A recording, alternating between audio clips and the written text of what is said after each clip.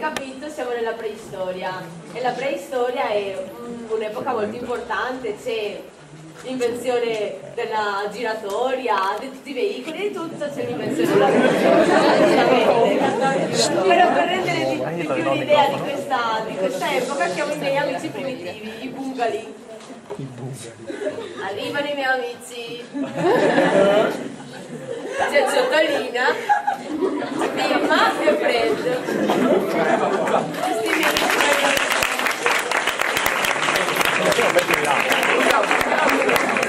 Allora, voi per poter attraversare questa fase dovete fare questo bel percorso. Che adesso vi mostreranno. Allora, verrete divisi a metà. Se va bene, siete qui. Va bene. Allora, vabbè, siete dispari, 8 da una parte e 7 dall'altra.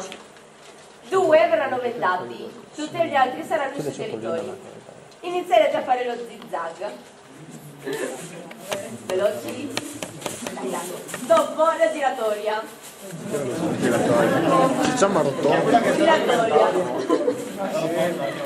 E dopo dovete fare il sottopasso. Una alla volta. Me l'ho fatto in a casa. Dai Ciotolina, dai, su.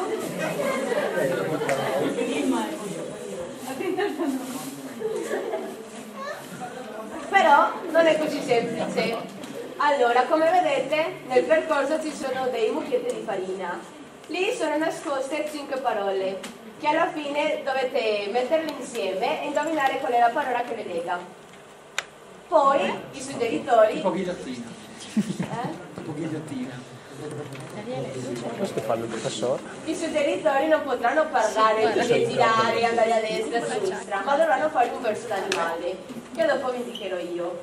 Quindi se dovete andare a destra, ad esempio, dovete fare la scimmia. Se devono andare a sinistra, la papera.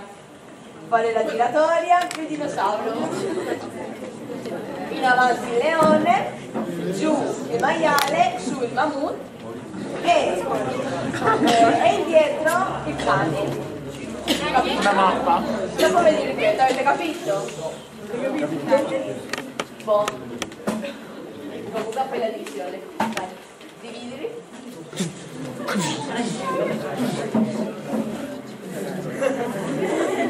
No, la stia piaciuta. Buga 1, buga 2, buga 1, buga 2, buga 1, buga 2, buga 1, buga 2. Ok, la buga.